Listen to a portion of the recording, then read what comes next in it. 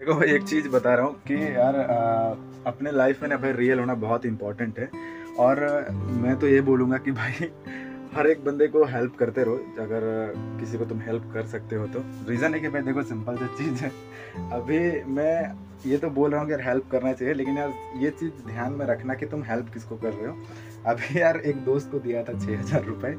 Literally बता रहा हूँ भाई, वो बंदा मुझे 15 दिन से घुमा रहा है, बोल रहा है आज दूंगा कल दूंगा, पता ही नहीं लग रहा है।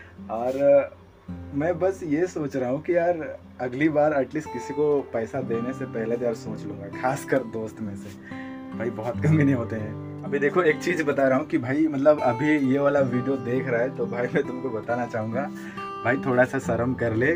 भाई मुझे में नीड है पैसे की, तो भाई हो सके तो यार दे दे। और अगर नहीं है तो यार सीधा मुंह पे बोल दे कि भाई नहीं देने वाला तेरा पैसा। बात खत्म कर, ऐसे मत बोल कि आज दे रहा हूँ कल दे रहा हूँ, ठीक है ना। मैं क्या बोलूं यार इसको।